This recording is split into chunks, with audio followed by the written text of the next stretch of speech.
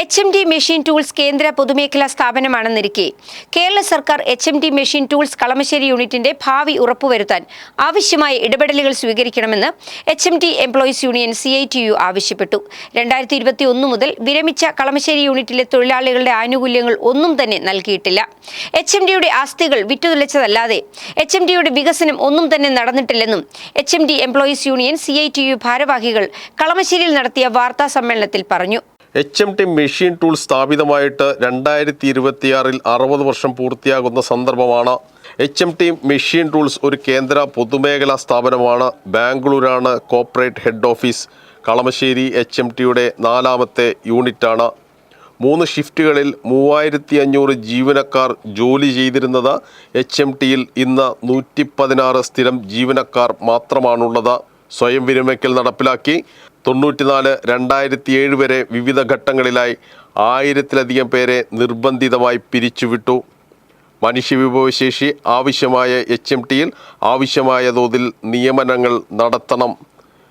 97-ലെ ശമ്പളത്തിലാണ് ഇപ്പോഴും HMD ജീവനക്കാർ ജോലി ചെയ്യുന്നത്. അടിയന്തരമായി ശമ്പളം പരിഷ്കരിക്കണം.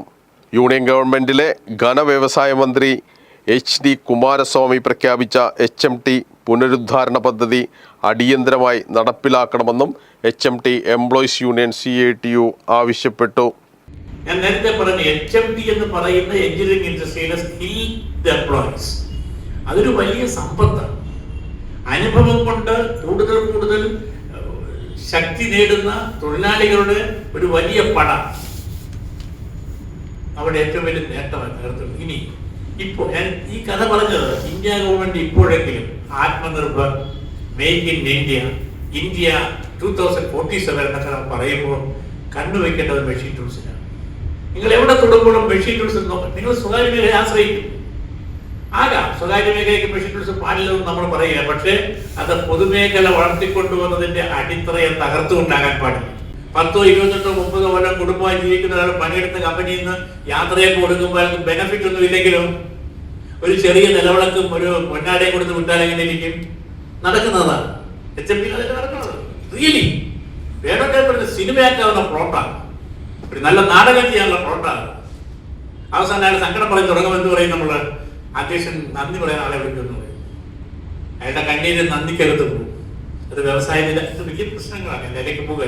2, ഇപ്പൊ HMDക്കകത്ത് ഈ പോക്ക് പോയാൽ തൊഴിലാളികൾ ഇല്ലാതായതുകൊണ്ട് അടഞ്ഞുപോയ കമ്പനി എന്ന ആദ്യത്തെ കമ്പനിയുണ്ട്. അങ്ങനെ അധികമില്ല. തൊഴിലാളികൾ ഇല്ലാതായതുകൊണ്ട് അടഞ്ഞുപോയി നിർത്തിച്ചിട്ടുള്ളൂ. 3, 4, 5 കൊല്ലം കൊണ്ട് കുറച്ച് പുതിയ പിള്ളേർ വന്നേക്കുന്നത് ഉണ്ട്. അത് വന്നവരൊക്കെ പല വഴിക്ക് പോയി. ഇനിയെങ്കിലും പോകാൻ ഉടനെ ഒറ്റാറോട്ട് വരെ നിൽക്കണേ ഈ ടിബുവൊക്കെ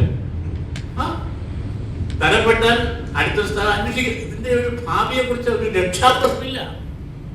ഗവൺമെന്റ് തലത്തിൽ നിരന്തരം ഇടപെടാൻ പലതരത്തിൽ എനിക്ക് അവസരം കിട്ടിയതാണ്. ഞങ്ങൾ ചെയ്തിട്ടുണ്ട്, നമ്മൾ ചെയ്തിട്ടുണ്ട്. പക്ഷേ ഇപ്പോഴും 97 ശമ്പളത്തിലാണ് HMD തൊഴിലാളി നിൽക്കുന്നത്.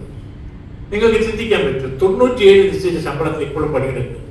വർഷം എത്രയും 29 വർഷം. 29 വർഷത്തിൽ പിരിയാൻ പോകുന്ന തൊഴിലാളികൾക്ക് അവർ വന്നതിന് ശേഷം ശമ്പളം വർദ്ധിച്ചിട്ടില്ലെന്നർത്ഥം. ഒരു 30 വയസ്സൊക്കെ നമ്മളൊരു വരുമല്ലോ. എത്രയായി? 59ആയി. അപ്പൊ തട്ടിപ്പോണ്ടേ. അപ്പൊ ഒരിക്കൽ ജോലിക്ക് കയറിയാൽ പിന്നെ ജീവിതകാലം മുഴുവൻ ശമ്പള വർധനവില്ലാത്ത, കരാറുകളില്ലാത്തൊരു കാലം HMDക്ക് വരികയാണ്.